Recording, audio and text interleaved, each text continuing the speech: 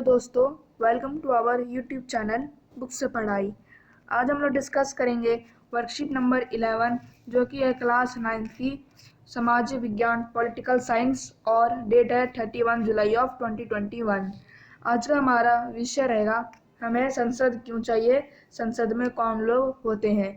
तो आम जनता अपनी आवाज़ जनप्रतिनिधियों के माध्यम से सरकार तक पहुंचाती है, वह जगह संसद कहलाती है। संसद में विभिन्न राजनीतिक दलों के प्रतिनिधि चुनकर आते हैं। यह प्रतिनिधि विभिन्न जात, धर्म, समुदाय आदि के तथा महिला और पुरुष दोनों हो सकते हैं। यानी कि जहाँ पे संसद में कई पृष्ठभूमि के लोग आते हैं, जिनका धर्म भी अलग होता है। कुछ मुस्लिम होते हैं, कुछ हिंदू होते हैं, अलग जात के होते हैं और अलग अलग पृष्ठभूमि के होते हैं। कुछ ग्रामीण होते हैं, कुछ शहरी होते हैं और महिला और पुरुष दोनों ही होते हैं। ठीक है। संसद में लोग संसद में विभिन्न पृष्ठभूमि वाले लोगों की संख्या बढ़ रही है। देखा जाए तो अब ग्रामीण लोगों की सदस्यता भी बढ़ती जा रही है। जिन समूह और तबकों का अब तक संसद में कोई प्रतिनिधि नहीं था, वे अब चुनाव जीतकर आने लगे हैं। महिलाओं और पिछड़ी जातियों के लोग और अल्पसंख्यक लोगों की राजनीतिक हिस्सेदारी भी बढ़ रही है। अनुसूचित जाति और अनुसूचित जनजाति की राजनीतिक हिस्सेदारी। मुख्यतः यह माना जाता है कि हमारे हित और अनुभव अलग अलग होते हैं, इसलिए एक समूह के व्यक्ति सबके हित में आवाज़ नहीं उठा सकते। सही बात है। अब कोई ऊंची जाति का आदमी अब नीची जाति के लिए थोड़े ना आवाज़ उठाएगा, वो तो अपने कल्याण सोचेगा। इसलिए SC और ST के लोगों के लिए सीटें आरक्षित की गई है, ताकि वह भी अपनी मांगी उठा सके और अपने जो जनताएं हैं, उनके जो जनताएं जिनसे उन्होंने वोट प्राप्त किया है, उनकी समस्या सुन सके और उसके लिए आवाज़ संसद में उठा सके। तो इसलिए सभी जातियों के लिए सीट आरक्षित की गई है।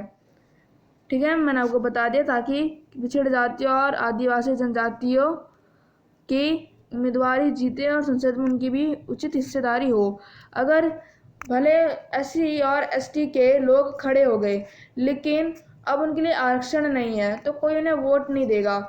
इसलिए उनके लिए आरक्षण किया गया और वही लोग केवल जीते। ठीक है। महिलाएं और राजनीतिक हिस्सेदारी। इसी प्रकार हाल ही में महिलाओं के लिए भी सीटों के आरक्षण का सुझाव पेश किया गया। इस सवाल पर अभी भी बहस जारी है। 60 साल पहले संसद में केवल 4% महिलाएं थीं। क्या केवल 4%? और भी 60 साल पहले, और अब केवल 9% पर पहुंची है। सोचो, 60 साल में केवल 5%। इससे देखा जा सकता है कि हमारे हर साल 1.2% महिलाएं केवल बढ़ रही हैं। तो इस प्रकार यह प्रयास किया जाता है कि सभी वर्ग समुदाय के लोगों को संसद में पहुंचने का पूरा मौका मिले, ताकि वे अपने समुदाय के लोगों की भलाई के लिए संसद में आवाज़ उठा सके और कार्य कर सके। क्वेश्चन नंबर पहला, आम जनता किसके माध्यम से अपनी आवाज़ सरकार तक पहुंचाती है? तो हमने इस क्वेश्चन के बारे में जाना था, जो कि पहली लाइन थी वर्कशीट की। तो ये है, आम जनता किसके माध्यम से अपनी आवाज़ सरकार तक पहुंचाती है? आम जनता अपनी आवाज़ जनप्रतिनिधियों के माध्यम से सरकार तक पहुंचाती है। दूसरा सवाल, संसद में महिलाओं की हिस्सेदारी कैसे सुनिश्चित हो सकती है? हमारे देश की आधी महिला आबादी है। महिलाओं के लिए अगर ज़्यादा सीटें आरक्षित की जाती है तो महिलाओं की हिस्सेदारी सुनिश्चित की जा सकती है। इसके साथ ही महिलाओं को भी राजनीति में ज़्यादा आना चाहिए। क्वेश्चन नंबर 3, संसद में कुछ समुदायों के लिए आरक्षण व्यवस्था क्यों की गई है?